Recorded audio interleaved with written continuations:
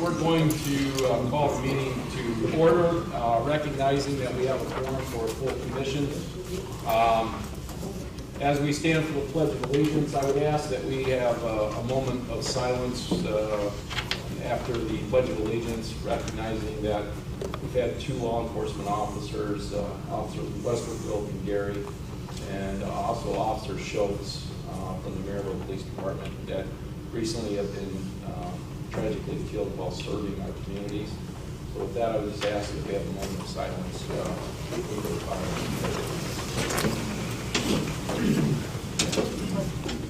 Pledge allegiance to the flag of the United States of America and to the republic for which it stands, one nation, under God, indivisible, with liberty and justice for all.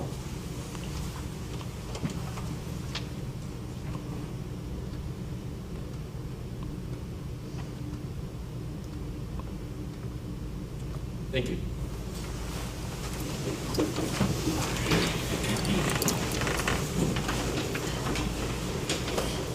Okay, we're going to turn this over to, I believe, Commissioner Benson, and he's going to introduce a couple of people to make a presentation. We'd like to welcome Alan and Rosemary Bell from Beverly Shores.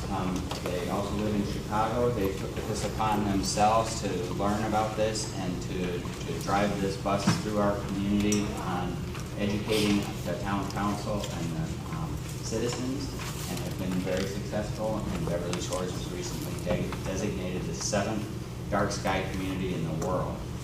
Since then, Sedona, Arizona is number 8, which I think they're a little bit bigger than us.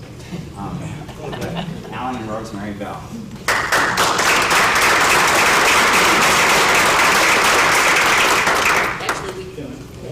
Yeah, we just wanted to start out before we actually get going on the presentation to thank NERC, particularly the Environmental Management Group. We met with them in November. They gave us their support in our project. It was unanimous support, and also Kathy Luther just wrote a really great letter for the International Dark Sky Community in support, and it was an important part of our being able to get this designation. So we wanted to thank everybody. Thank you. This actually all started with this National Geographic magazine, The End of Night. We are associated with Beverly Shores board members. We're also part of the Environment Committee, and a gentleman brought this to the meeting, and Alan and I decided it was time to do something. And how we began the process is we joined the International Dark Sky Association. And when we began the process, it wasn't to get the designation, it was simply to downward shield the lights, the 61 lights we had, street lights we had in our community. And at that time, what we did was we contacted, with Jeff's help, Tom Miltenberger at NIPSCO, and they very kindly put in one sample light at Rebora and Broadway. And then the community could see the difference between the cobras that glared up and the downward shield that put the light where it belonged, which was on the ground. He installed that. At the time we started the project, one downward shield boom cost $125. 5.5 years later, it went from $125 to $175, and it was finally settled at $195 a piece. The first one, by the way, was a donation from NIPSCO, which we thought was great. And in the process, what we did, and our committee did, was we did continuing education about why this is important for our health, for the flora and fauna. And this PowerPoint we're going to show is from the IDA, and it will explain that very briefly. We provided this light demonstration, which we will do next after I'm through with the timeline, at every place we could possibly show it, to show how dramatic the difference is with glare. We actually contacted the Indiana Dunes National Lakeshore Director, Gary Trahan, because we needed money. And he had gotten money from stimulus money to do solar lights, and at that time, I don't think they were particularly happy with that, but there was no money, so that didn't work. I also contacted the prison because their lights are monumental. If you look at the National Geographic picture of Lake Michigan and all these surrounding cities, the prison stands out like a sore thumb. And when I did talk to the people there, they said they would be interested, but they didn't have the funding at this time. So that's something we may want to revisit. So what we wound up doing was collecting money. And we did collect money from 60 families in Beverly Shores. The Association of Beverly Shores residents fronted us $10,000 to do the initial retrofitting of lights. And what happened was 61 lights went to 48. They extinguished the amount, 13 lights. And those 48 lights were paid for by the Association of Beverly Shores residents. Our 60 families contributed. They were supposed to contribute half the money. And what wound up happening is they kept giving us money and more money, and we had to stop because it was uncomfortable.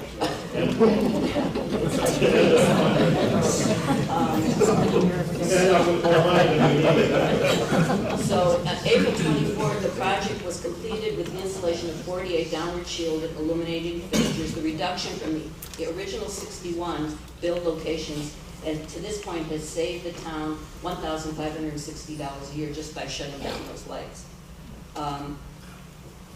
I think the next thing that happened, Beverly Shores Planning Commission gave us an endorsement.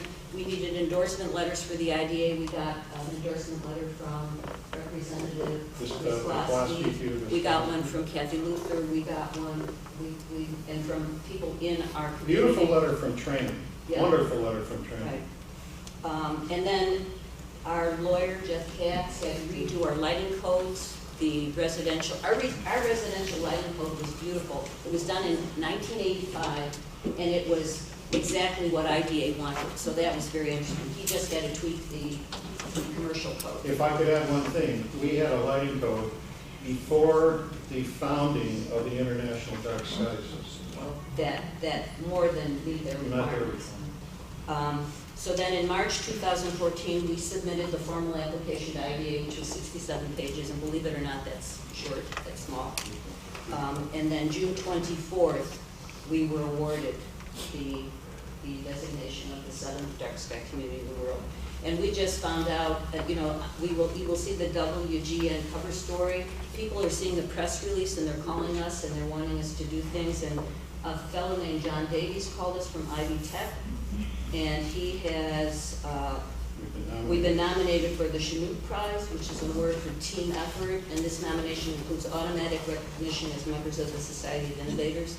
So it's such an honor, and we will meet at the Horseshoe Casino October 16th to get that honor. There are 6 teams that are nominated. We are one, and we're in competition with the microbiologists and chemical engineering people from BP. Right. So we're the kind of grassroots. We're the little grassroots. So it's an honor just to be there. I doubt very much if anything will come of it besides that. So what we'd like to do next is the light demonstration. Yeah, we'll do the light demonstration real quick. We know you guys.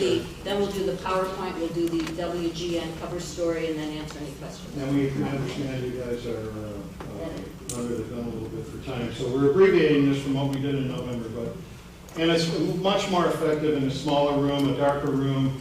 But what we're trying to show here is what the experience is for the difference between a downward shielded, full cutoff, downward illuminating light, and what we have in Beverly Shores, 61 Cobra Head street lights that basically are up here and giving this kind of glare. And all we were showing is that by downward shielding this light, the much more improved visibility of the birds or people or burglars or in your house. That's right. You can see them.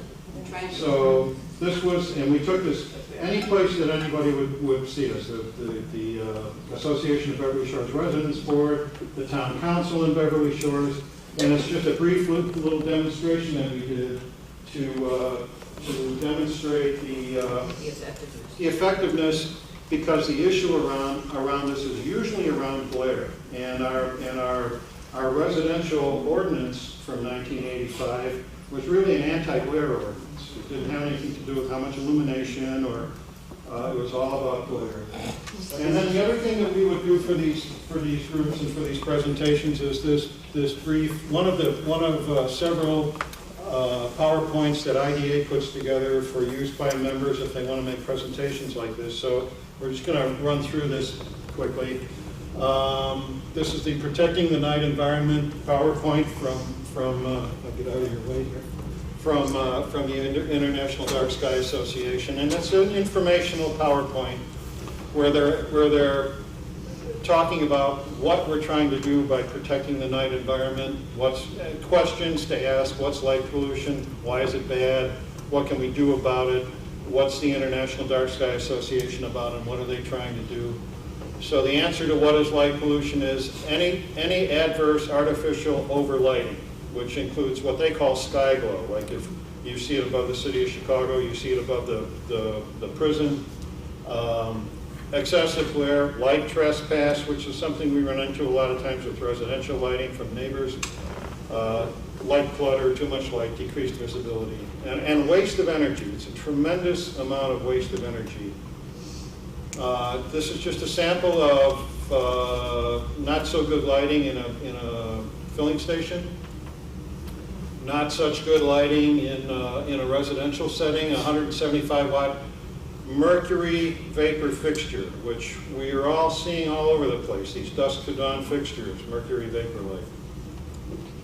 This is some light trespass at an installation, a business installation in San Francisco.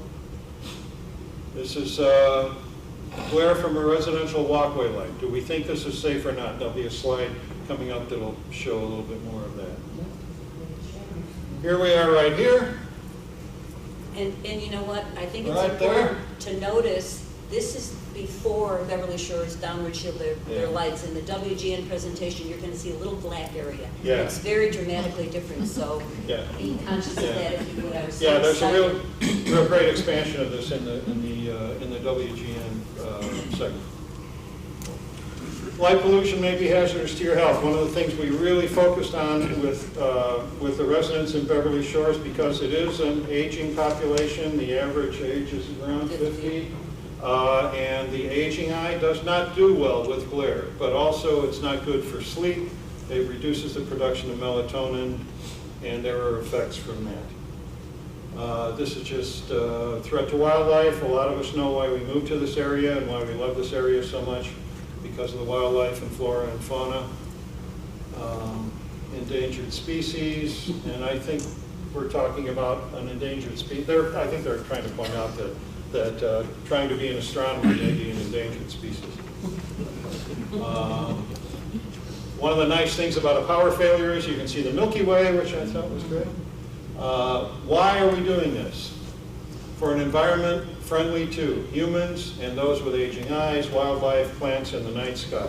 These were the points we were always trying to make at all of our presentations. And that it's expensive. Lighting, energy is expensive. This is just a sample of improved lighting on Pulaski County, the Big Dam Bridge. I don't know where Pulaski County is. And here's some points: where to light and when to light. Only light where it's needed. Only light when it's needed. Avoid obtrusive light and wasted energy of too much lighting.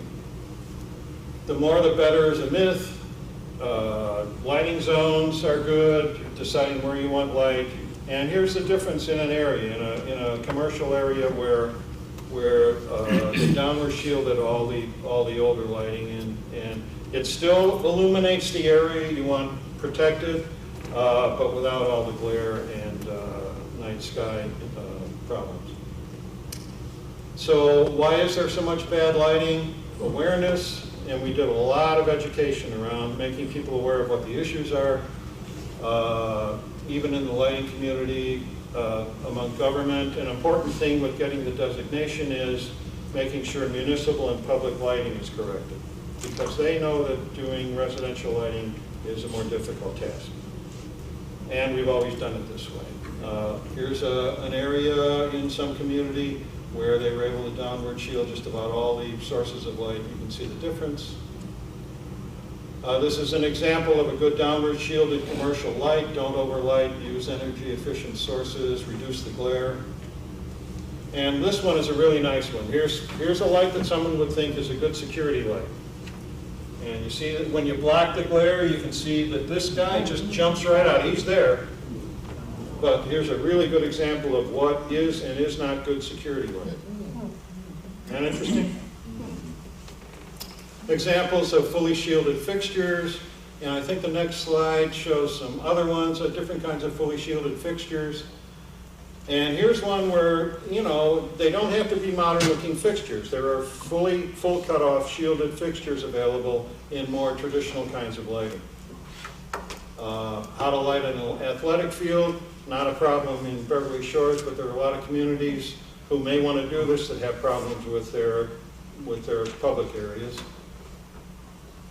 Again, here's the magazine that started it all, the National Geographic issue from 2007, I think.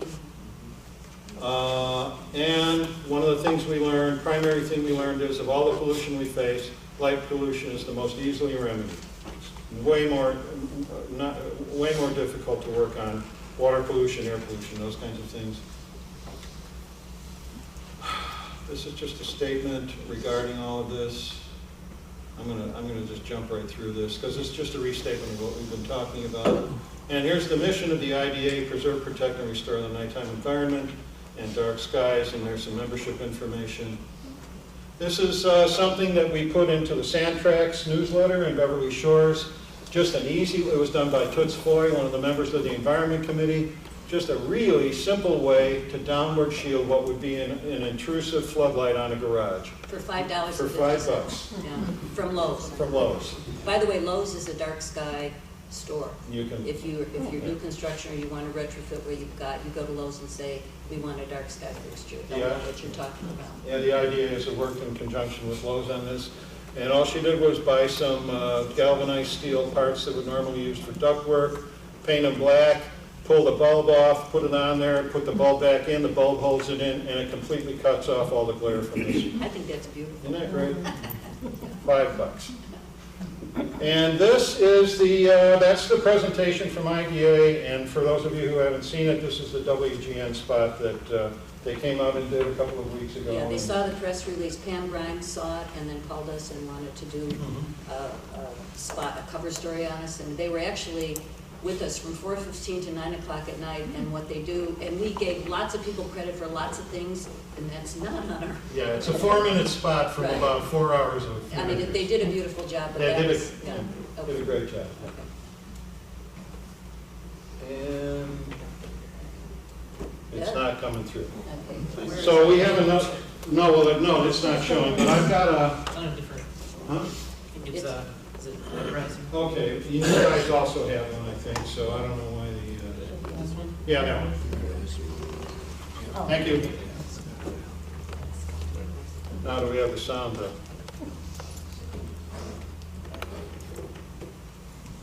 Do you need light? As long as it's down. Yeah, right.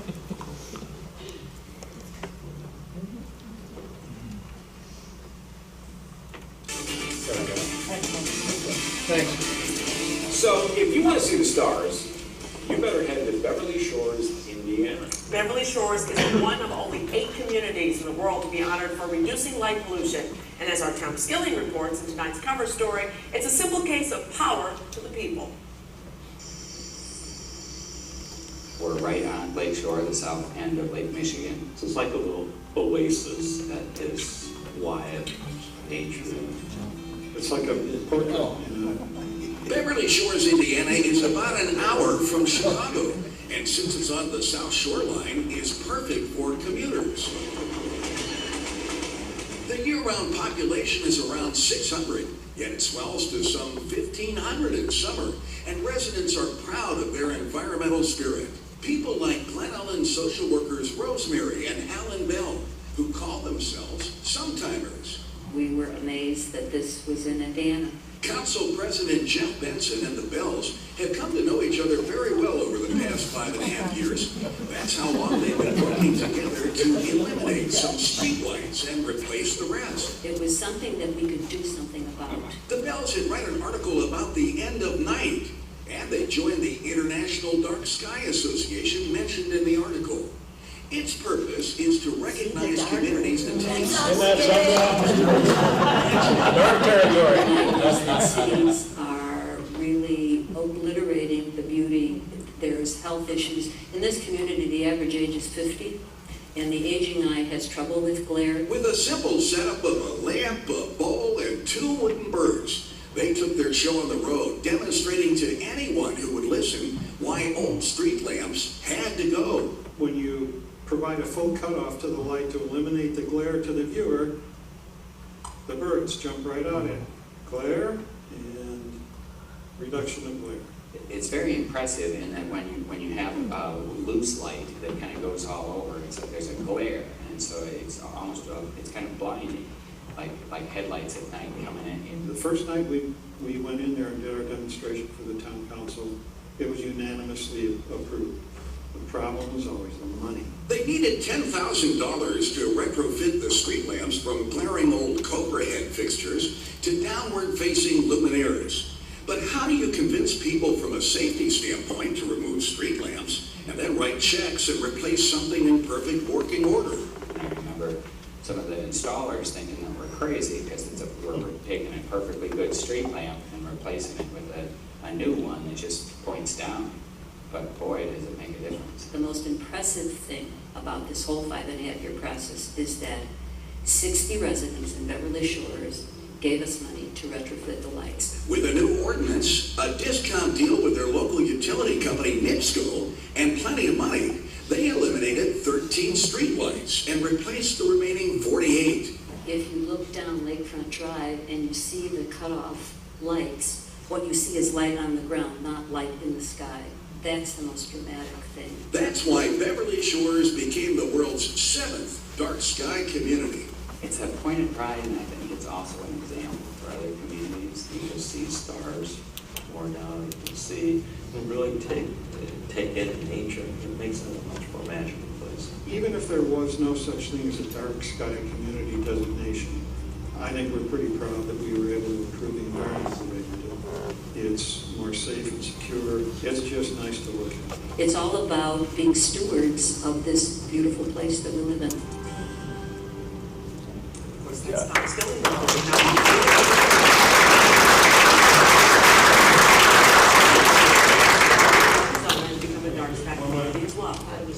If this appeals to you, you can find more information about becoming a dark sky community. Share this story from our website, WGMTV.com. Up next. There we go. Just one last, we did want to, part of this is to bring more awareness to the area. We've talked to the people at the IDA about other communities along the South Shore here who would be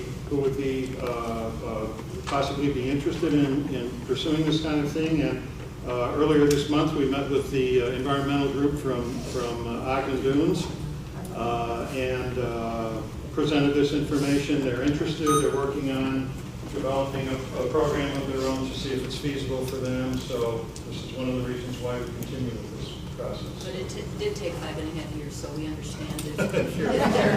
They have the trepidations about it, so thank you. So that's it. Thank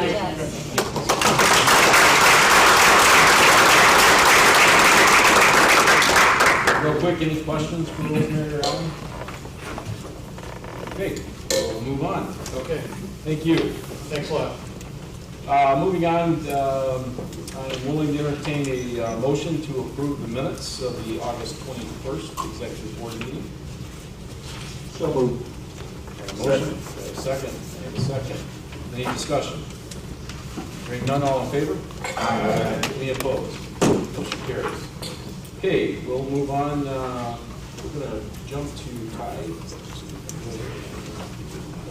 Thank you, Mayor. In front of your places, you have the latest Regional View newsletter. And you'll notice in that the focus is on the Comprehensive Regional Plan update. As I mentioned at the last meeting, believe it or not, it's time to renew that plan. And as I said last time, a lot of it still has staying power. A lot of it, the vision still holds of what folks all across this region, what Louisiana to be. But it's time to renew it. That's a federal requirement.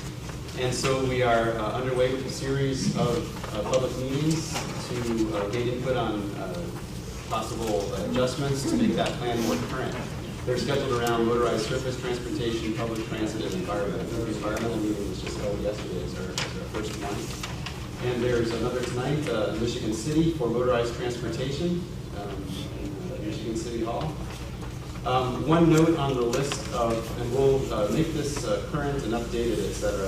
One note is that there was a meeting to be held in conjunction with the GPTC that was originally scheduled for September 30th. That's being changed to October 7th. We have a review going on at that time, so we need to ask for that date to be made. The latest list of meetings will be made available.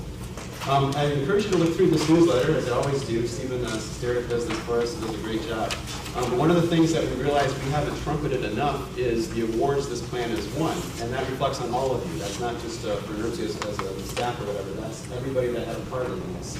You all know about the National Planning Award. There's 7 awards that this plan has garnered over the course of its adoption. So we wanted to put that right in the newsletter so you could see what those awards are. I don't know that we've trumpeted those as much as we should have. And in that same spirit of trumpeting, if you want to call it that, a lot of you saw the video that was produced specifically for this plan, a 12-minute video. And we showed it here at the commission meeting. I think it might have been my very first commission meeting with you all. There too, that was such a well-done video, not only about the plan and what the plan contained, but a great showcase for what Northwest Indiana is all about. That I'm trying to do all I can to give that even more exposure now. And we produced a lot of the copies here. I'm passing these around for you to take and show and watch. 12 minutes is not a long time, and would encourage you to see this again, especially if you're new to the commission, to see what the plan is all about, and kind of recapture and reignite that vision of what the 2040 Comprehensive Regional Plan was for the region. Just a few other quick things. You have also in front of you a special invitation to NERC members regarding the Indiana Logistics Summit coming up. I'm going to defer quickly to Steve Strings to just say a word about that.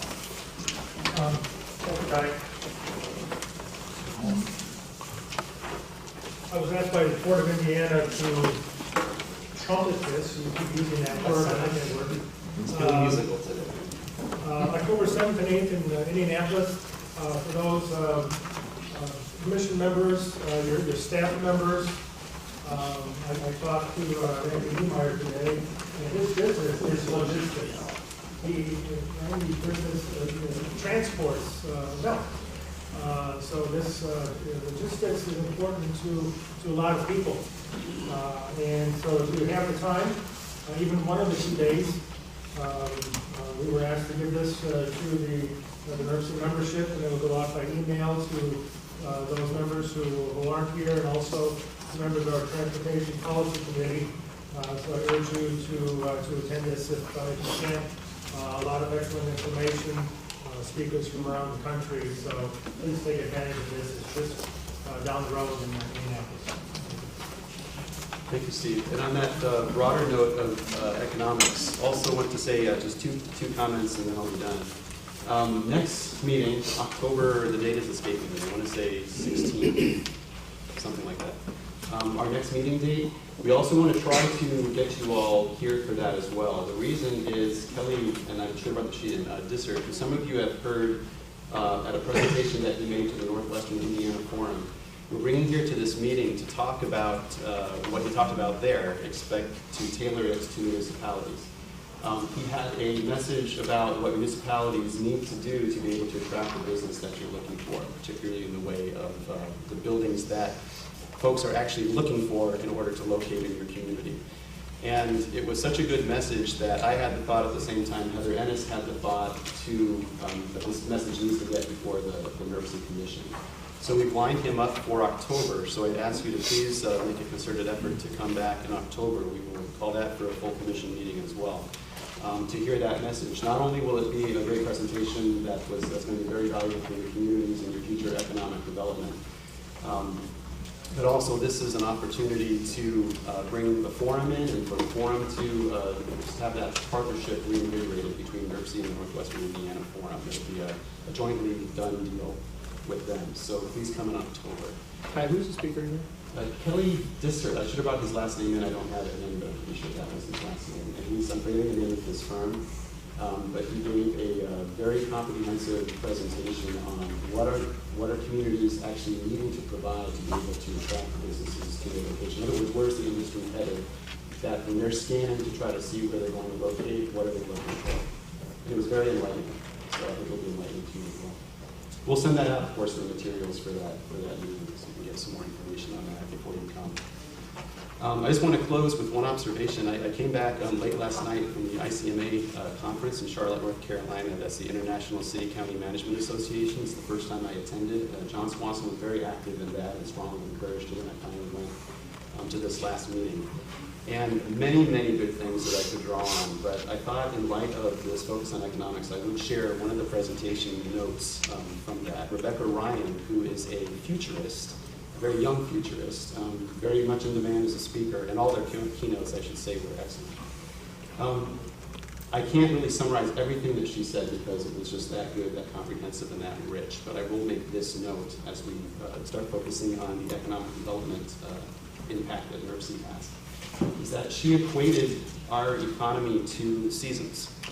And I could expound on this, but just to keep it brief, that we have periods of spring, we have periods of summer, we have periods of fall, we have periods of winter. They tend to go in cycles, as we know in the economy, economic cycle.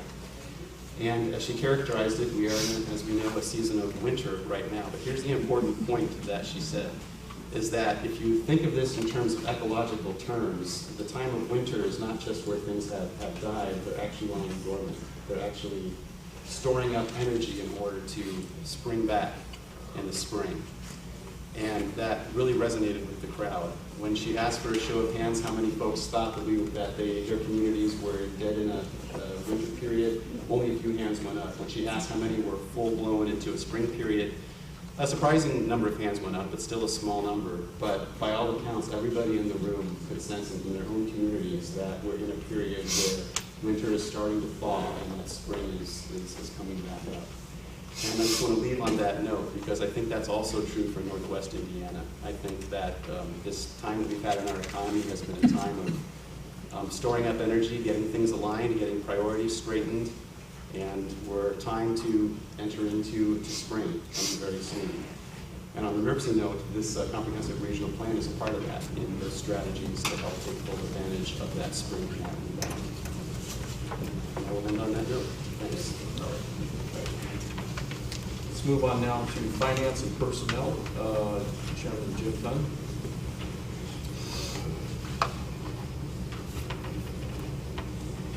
Yes, the Finance and Personnel Committee met this morning, and its regular order of business consisted of the review of the financial status. There are no issues at the present time, nor were there issues of the approval of the claims that were submitted. We have 3 actions that we need accomplished by the Commission this morning. The first one is Budget Amendment number 6.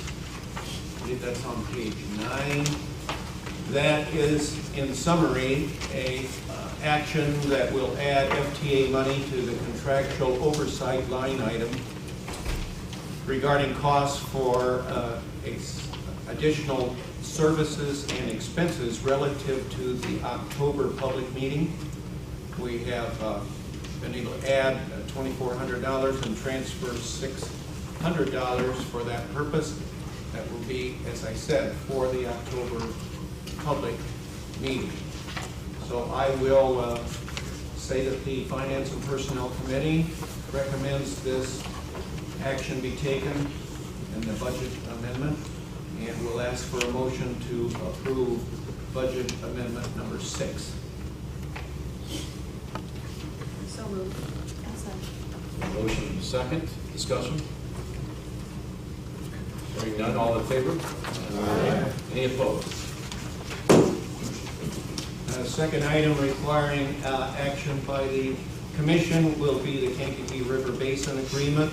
This is an annual agreement that allows the Kankakee River Basin Authority to reimburse NERC for executive director salary, space, rent, accounting services already approved, and it has been already approved by the Kankakee River Basin Board of Directors.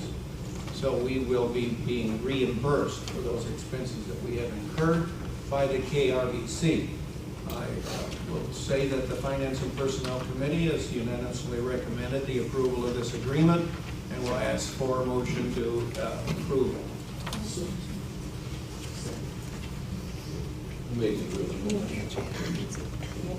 Second. Any discussion? Hearing none, all in favor? Aye. Any opposed? The third item requiring our action as a commission, there have been 4 proposals submitted for accounting software and a contract to improve the accounting software that we have been using since 2000. The staff has reviewed the costs, and that would include in these proposals software, training costs, data conversion, and a 3-year maintenance and support package. The staff felt very strongly that AccuFund, A-C-C-U-F-U-N-D, AccuFund was the best option as far as updating our software contract, and you can read the details in there. We do have that available in our funds for $77,000. And we are, as a committee, requesting your approval of the software accounting contract. Mr. Chairman, where is that fund from?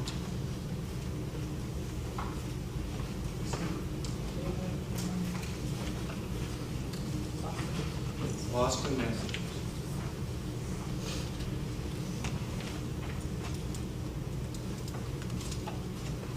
Any other questions? Does that include anything on any kind of security on our data, or is that? Security of our accounting Yeah. information.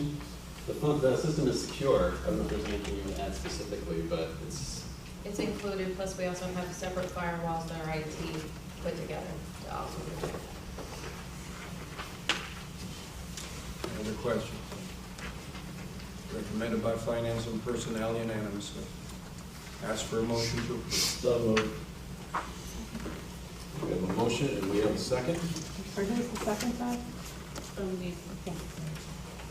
we have any discussion? Additional discussion? Hearing none. All in favor? Aye. Any opposed? Motion carries. We have continued our discussion with the preliminary draft of 2015. There was a budget discussion on that preliminary draft, and some parameters set forward on how to proceed. Also, on the building improvement status, we have 2 positive comments to share. One is that the plans for the project are at the state at this time, and that Comcast is hopeful to have all services delivered to this building by October the 1st, which will greatly increase our technical abilities in the building. Those are the 2 advances that have been made in our project to revitalize the building. That concludes my report. All right, thank you. Moving on to Environmental Management Policy Committee, Commissioner Benton. Thank you. The draft minutes from the meeting are on pages 29 to 32. Next week is Septic Awareness Week, and the DNR and the EPA for our region. There are a lot of septic in the region, so anything you can do to help the awareness, thank you. And also in the draft minutes are the topics that the Environmental Management Policy Committee is going to address regarding the 2040 plan update. And beyond that, thank you for the time for the presentation. Okay, thank you. We're going to try to get caught up. We are about 20 minutes behind, so we'll move on quickly. Transportation Policy Committee, Stan Dovis, Vice Chair. Thank you, Mr. Chairman. Transportation Policy Committee met on September 9th. The committee heard a presentation on the Littleville Broadway corridor plan from the Gary Public Transportation Corporation. Steve Strains announced that the draft public participation plan will go out for a 45-day public comment period from September 15th through October 31st. Copies of the final draft were distributed at the TPC meeting and are available as well for you today. Action of the TPC and the NERC Board are scheduled for our respective November and December meetings. More information will follow. Gary Evers made a presentation on the changes that NDOT is making on the funding and programming of projects. We have two actions for consideration today. The first action is the adoption of Resolution 1423, the 24th Amendment to the fiscal year 2014-2017 Transportation Improvement Program. Gary Evers will describe the proposed amendment. Thank you, Mr. Chairman. This amendment consists of NDOT projects, solely of NDOT projects that are listed on page 39 of the agenda package. First project is preventive maintenance project, mill and resurface project on Chicago Ave, State Road 312 between White Oak Ave and Klein Avenue. This is the all within the city of East Chicago. The phase that's being added is preliminary engineering. I believe this work is going to be done in 2016 or 17. Second project is actually a scope reduction of a concrete pavement maintenance program or project on I-65.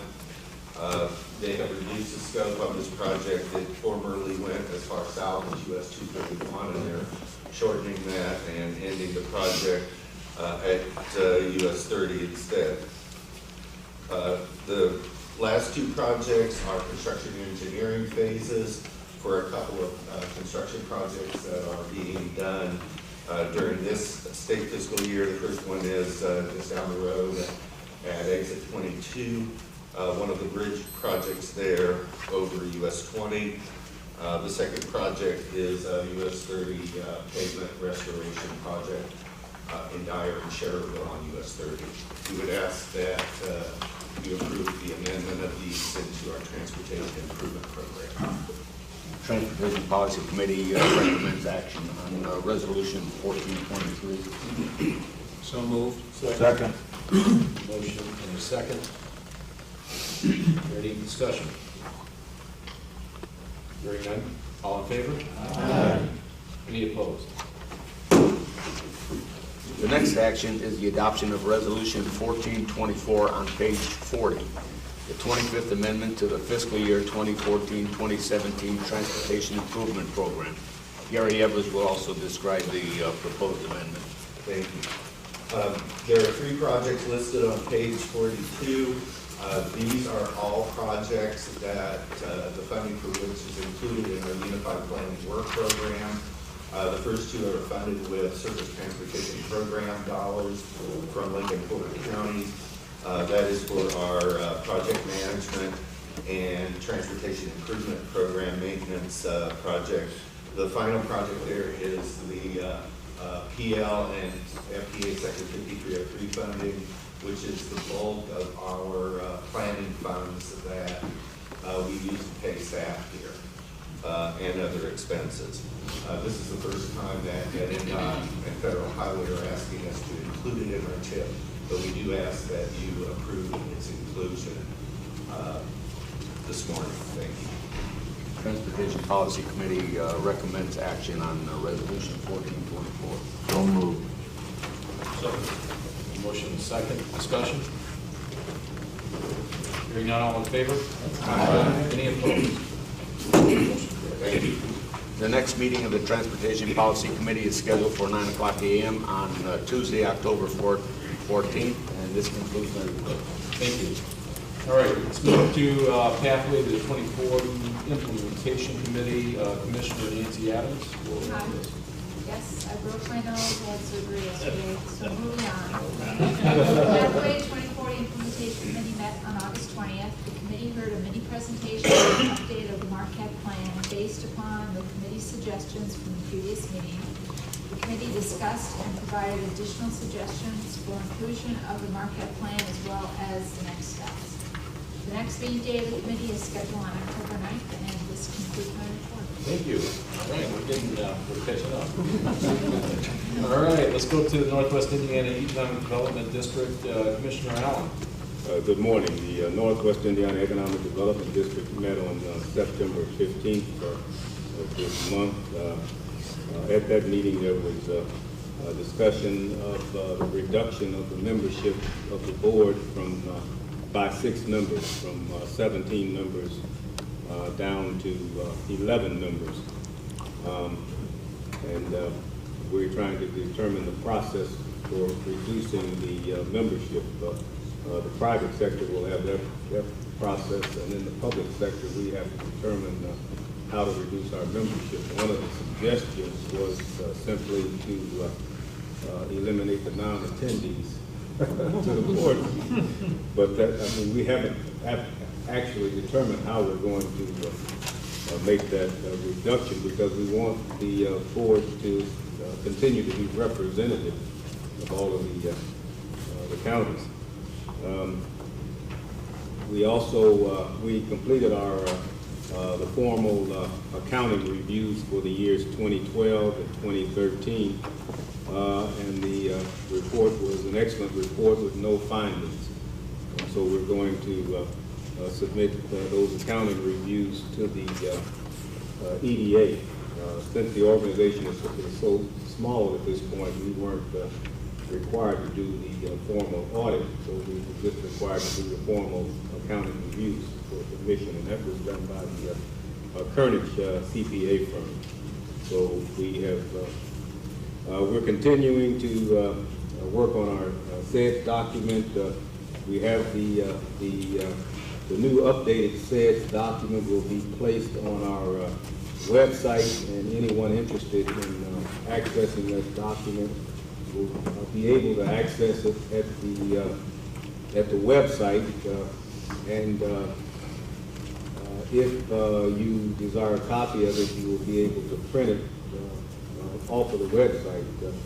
We decided not to make, or we're deciding not to make hard copies, because the document is a dynamic document. It constantly changes, so we keep it in electronic format. You can go there and you would always have a current and access to the current document, and if you want to download sections of it, then you can do that. We're still working for our for our economic district designation with the EDA. We're waiting for a letter of support from the governor's office and also from the Indiana Economic Director. So we're waiting for those 2 letters so that we can submit them to the EDA so that we can get that economic development district official status. And as I indicated, I don't want to talk too long, but as I indicated, the importance of the economic district development district official status with the EDA, that allows any unit of government in the 3-county area that has a project on the shelf to be able to submit that project to the EDA, whether your community is distressed or not. That concludes my report, Mr. Chair. Thank you. Moving on to Indiana Department of Transportation. Commissioner Walton. Thank you. Roosevelt and I were going to dress alike, but I left my gold tie. The repair contract has made it to Porter and Lake County, so you're going to see a lot of repair work take place very quickly. Our salt prices went from around $60 a ton to $98 a ton. That impact on my budget, a minimum impact on my budget of $3.6 million. So we all live with certain limited resources, and that's really going to test us. We're still trying to get enough people on board to replace all of the people that we lost. It's a struggle right now, but we'll be ready for winter. We're already starting to prepare for winter. Other than that, I'm open to any questions you might have that need answered.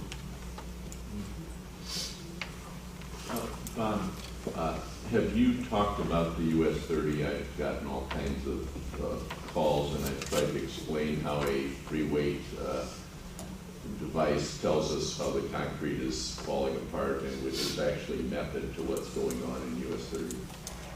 With the patching? Yes. Yeah, that's not the final product. It's a reasonably big contract that's taking place, and they need to patch all of those areas first, and then come back in, grind it off, and put the final sheets in. We've gotten a lot of feedback from that. And I recognize, I've driven on it, it's not very comfortable, but that's not the end product. And for all of you, there's this thing I've learned about through all of this called the free weight deflectometer, and it actually diagnoses disintegration of concrete under asphalt. Now, normally you have to replace a concrete road every 30 years. People say, well, on toll roads, why didn't the toll stop when the bonds are paid off? Because when the bonds are paid off, concrete's worn out. So if we were going to, and what I just want to commend Bob, because they've been doing that at night so they wouldn't interrupt the normal morning and evening traffic, a lot of which is in the Hobart area, and they have really gone out of their way to get that road in good shape and not have to tear it up for the full length all the way to the clay. So new technology, or relatively new to me, and yes, we're going to have a few bumps, but that's far better than running all of those cars through your community, Mayor. And I think the other thing too, a lot of the work is being done at night, so it doesn't have a major impact on traffic flow during the day, so I also appreciate that. Were our people able to get into your area of concern just off of 30? Not yet, but I saw markings, so they apparently have been out and they have a plan to address it. Let me know about that. Bob, I'd also like to thank you for taking care of that light at River Road. We're having construction work, and that's been a real hassle with mill traffic, and it'll be a great improvement when that's completed. I hope all of you realize that you're kind of my eyes and ears. There's a lot, it's impossible in 13 counties to get out and be able to view everything that we have. And so the feedback that I get from all of you is important, that we can repair some of the things that come up that we don't know about. I almost never say this, but I really need to. I'd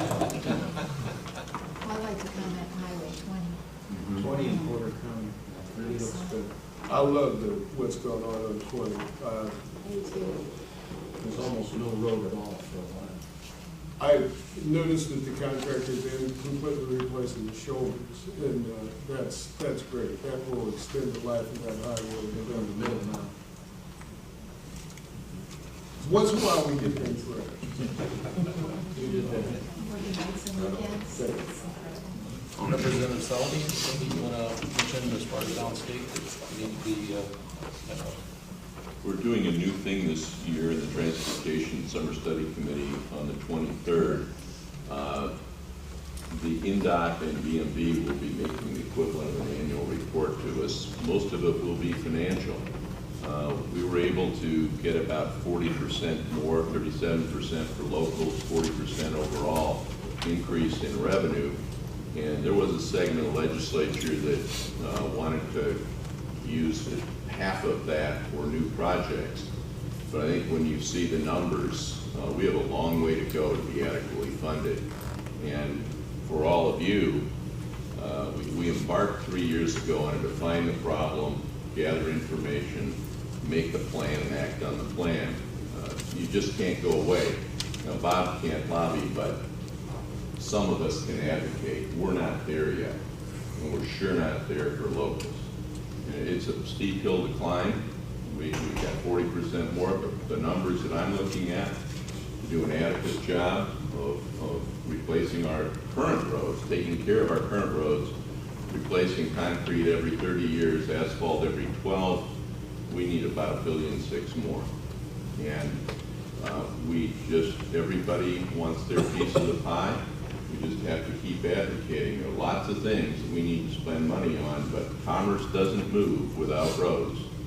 And up here in Northwest Indiana, we have tough winters, and so we're trying to make an opportunity for INDOT to educate the legislature on the need and so forth. So the governor's plan, which is one that I buy into, is take care of what we've got first, finish what we started, and then do new stuff.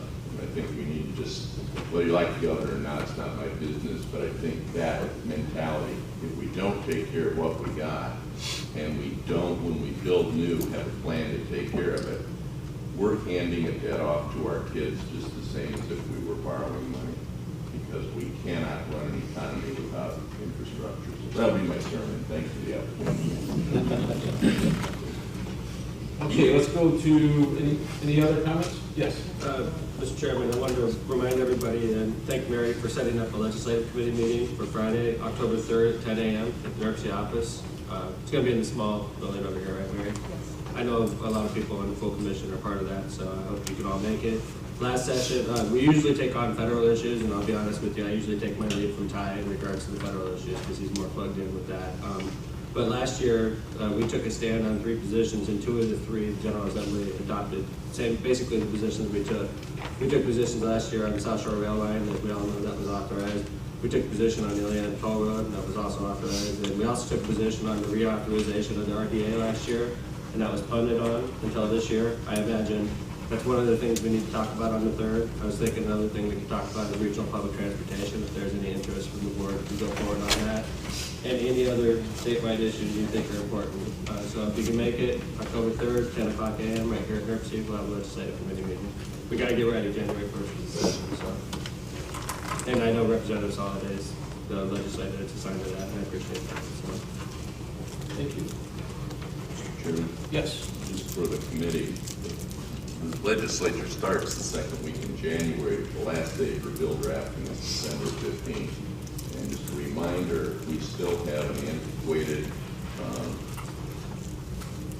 code that says that any weighted votes will be based on the 2000 census. I think we should fix that this year. But I think we need some consensus before, I can go out and write something and get it passed, but I don't think that's how we want to do business, so. I know, I'm sorry, Representative, I didn't mean to interrupt you. I know we talked about this in the past, and I know that there's a lot that we want to rework the bylaws of NERC, and from what I remember, Representative, the bylaws of NERC are written into Indiana code, which is crazy. So if we want to change the way we do business, we have to go to the General Assembly, which is ridiculous. And but I think we may be able to do your recommendation on the census number easily, if you think that's possible. Yeah, it's pretty clean, and we can stick that in something else. You hate to waste a bill slap just on that, but whether it's the size of a loaf of bread or a bread truck, we really ought to. I'm just telling you, you got to go to the drafters, and if you get to December 15th, the last day for a request, you're going to wind up with a bill number like 1,600, and then you're fighting to get it on the floor. So, thank you. Okay, is there other business? Hearing none, we'll go to announcements. Do we have any announcements? Hey, Mr. Carnahan. Yes. Last Tuesday, Wednesday, and Thursday, I attended the Indiana Association of Cities and Towns, and at 2 of the workshops, I bragged on NERC. I told them about the livable communities that we're trying to create in Northwest Indiana, and I just told them I'm very proud of what NERC is doing. So I shared that in 2 workshops. Also, November 22nd, the Cedar Lake Chamber of Commerce will be having their Parade of Lights. And last year I came here, and the Honorable Karen Freeman Wilson was one of my judges, and Michael Griffin. I'm looking for 3 judges again this year. Sad news, my co-chair, who our Chief of Police Secretary, her sister passed away this morning, so I'm going to dedicate the Parade of Lights this year to Gene Eberly, who co-chaired it with me last year. Any other announcements? Okay, we'll go to public comment. First is Jim Nowacki.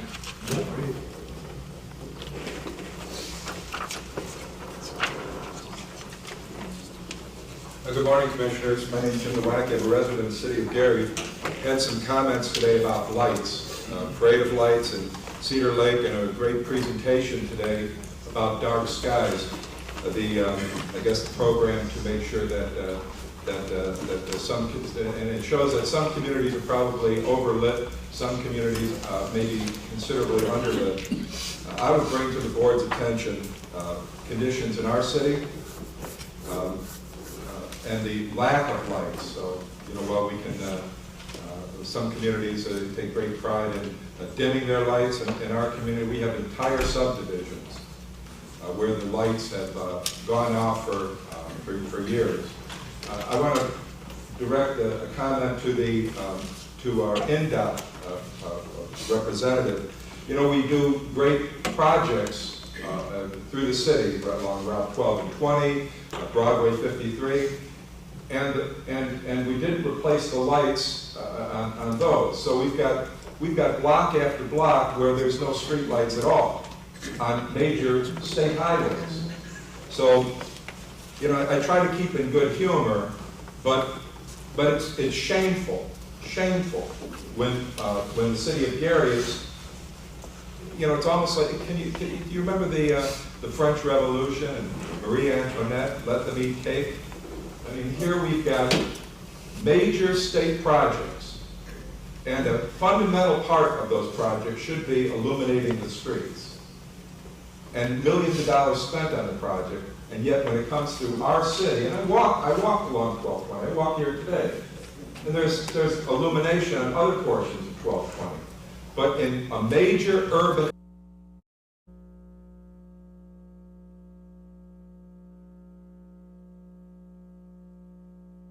August 1st, Mr. Hollenbeck wrote and said that NERC is going to give the two providers a month to address Mr. Jones's concerns, which were spelled out in a detailed letter.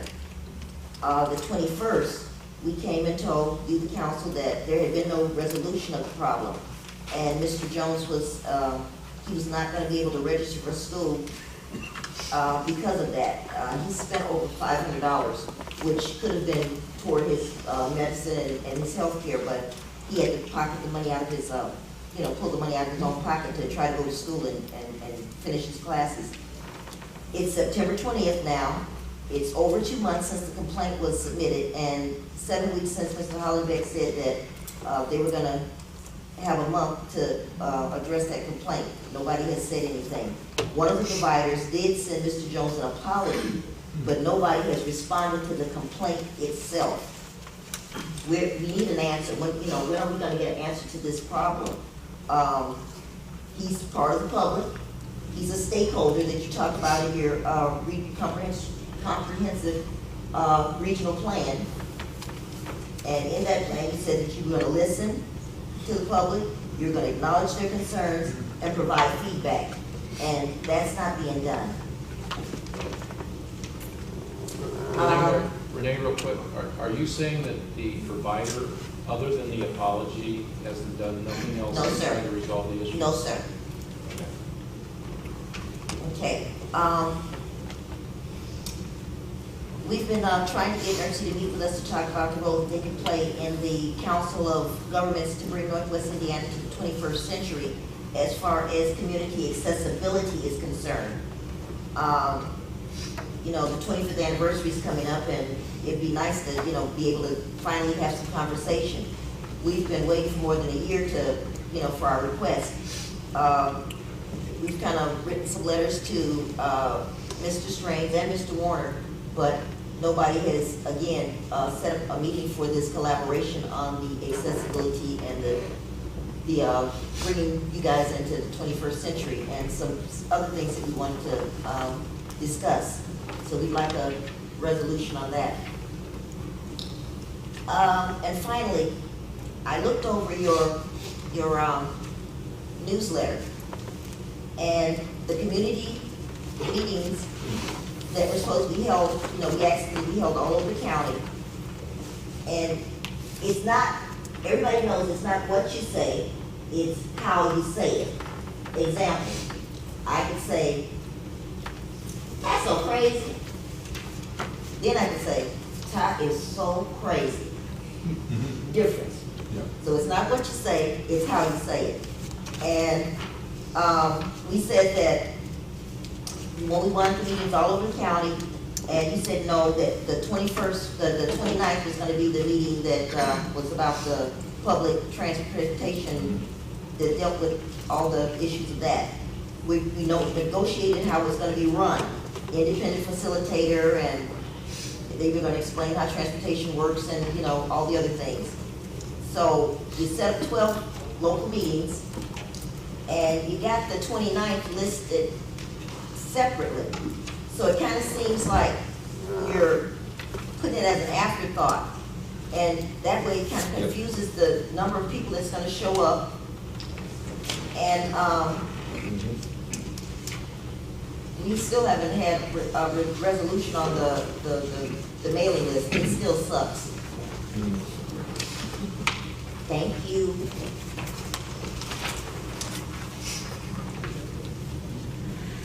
Well, just a couple of quick comments. My understanding is that Porter County Aging and Community Services wasn't just a letter of apology, it was to correct misinformation that had been given and to let Mr. Jones know that he is able to get a ride to contact Porter County and resolve it with the operators, which is what our communication directive was, for the operator to be able to work out the situation.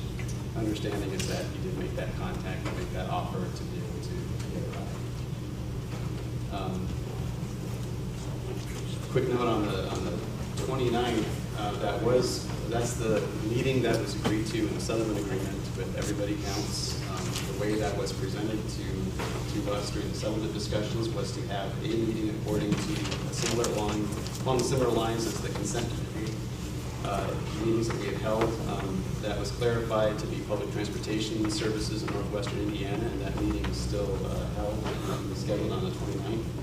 It was originally in a list of dates that had been circulated. I was surprised to see that not in the latest version, but my understanding is that that was at the request of Everybody Counts at Transportation Policy Committee. If that's not correct, we'll do that, but the idea is we'll still be, of course, using those comments towards the comprehensive regional plan. So that meeting is still scheduled for 29th, and is still planning to go forward, and my understanding was it was a response to a comment from that. Okay, next, Teresa Torres.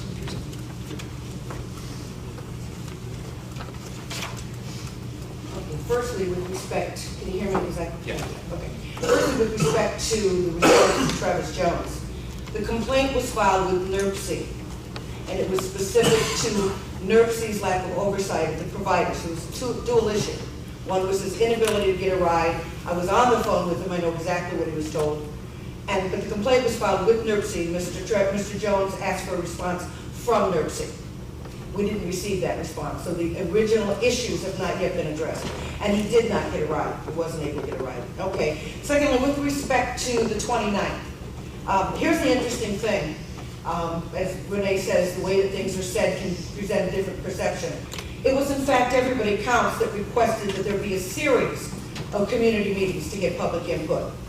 As our attorney can attest, and as was written in letters to your attorney, and as the emails show, which we'd be happy to post on our website for you, as the communication back and forth showed, we asked for a series of meetings.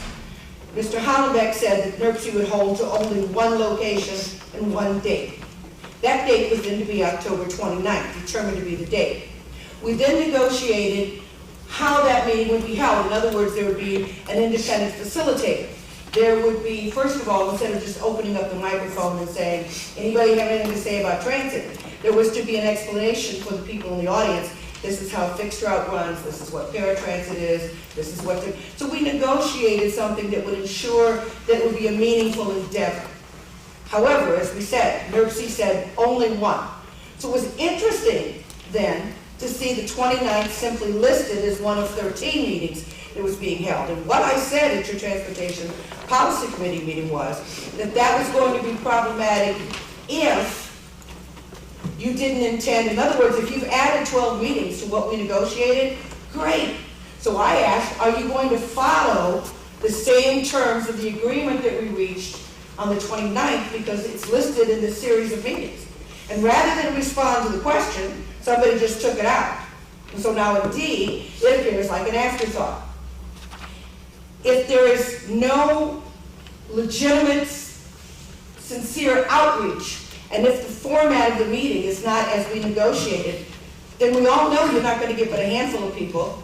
And when you just bring somebody in and say, do you have any thoughts on X, without explaining what that means, you're not going to get any significant input. So I heard you to say that what comes out of the 29th will indeed be included in the plan. And that's great, because I know that Lakeshore Radio plans to be interviewing some people during that process as well.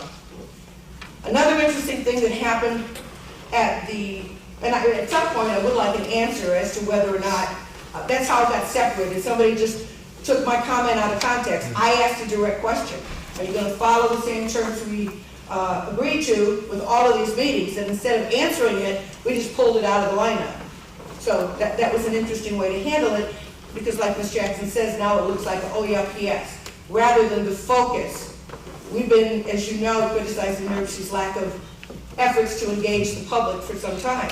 So here we thought we were given an assurance that something positive was going to happen.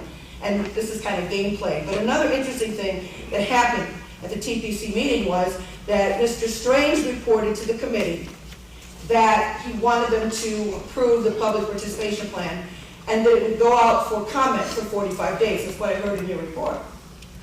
And during public comment, I pointed out the fact that they were required to have a public hearing. Mr. Strange said very clearly, no, we're not required, we don't have to do that. And thanks to Mr. Wright from Gary Public Transit, who's a member of the committee, he flipped through the document that Mr. Strange had just disseminated, and it says right there in black and white, we have to have a public hearing. And I know he wasn't happy, but if you're going to pass a document, you might want to be familiar with what it's saying you have to do, but that's certainly not a good indicator on how seriously you're going to take something. If you have a public participation plan, and one of the first things it says is, before we approve this, we'll have a public hearing. And your staff says, we don't have to have a public hearing, and it takes somebody else to point it out, you might understand why we look with such pessimism on the potential for there being any real significant change. So I too would like to echo Ms. Jackson's request. When is Mr. Jones going to get a response to his complaint? When are we going to have that meeting that Mayor Snedeker just gave you evidence of all the letters we've sent making a request for the meeting? We were told we'd have a meeting on the ADA. And thirdly, and most significantly, I ask, since you put so much time and energy and paid your attorney to negotiate the terms of how the public meetings would be held, and then settled only on the 29th, I ask, are you going to apply those same guidelines to the series of meetings that you added since we had requested them in the first place? And we'd like an answer to that question as soon as possible. Thank you. Thank you. Appreciate it. If I could, just the public participation plan current draft has a requirement. Wait a second. Okay, go ahead. The public participation plan draft that we have not been able to adopt yet has that language to require a public hearing for a 45-day comment period. It is not within the 2007 plan that we currently hold. We held a series of public meetings on this plan almost 2 years ago. It's had multiple opportunities for input. But as a result of the Transportation Policy Committee meeting discussion, Mr. Strange offered to schedule a meeting, which we have done, which has been scheduled on the 28th. Happy to have more input, but that is not a requirement of the plan that we are under, because we have not adopted the current one. But that doesn't show a lot of good faith. Again, well, we don't have to. We have to next time. We don't have to now. That's my point. You know, if you're going to show good faith, if you have a meeting and negotiate a document that says we're going to have public input henceforth, why would you not want to do that now as an indicator that that's what something you recognize as being important? Again, that meeting is scheduled for October 28th, so there will be a meeting for input on that plan another time. And that serves the day before the public hearing on the 29th, right? And so we all know that it's real practical to ask people, particularly those who are transit dependent, to get a ride on the 28th and a ride on the 29th. So my kudos to whoever came up with that strategy. That was really smart. Okay. Mr. Chairman? Yes. Could I have 30 seconds? Yes, Goodwin. I would hate myself if I walked out of this room after Mr. Yawaki's comments about Gary and lighting, and somehow the inference that I would create any community in Northwest Indiana as a lesser entity and a lesser responsibility. Mr. Nowacki has no idea of my total involvement with Mayor Wilson, Premier Wilson, and the community, the legislators, well beyond those two projects. I'll look at the language issue, no question. But after 29 years in politics, I love politics and recognize that I'm a public servant here just to serve. I don't ask Tom what his politics are before I do something for him, or anyone else here. And I hate those kind of games being played. They serve no one well. The facts are quite useful. You probably should know what's going on before you talk about it. Thanks. Okay, that concludes today's agenda. I will ask that we're going to clear the room of any non-commissioners. If I can have everybody kind of hang tight, we will get you out of here promptly. But we do need to have an executive session for probably 10, 15 minutes. Motion to adjourn. Thank you. Out of here.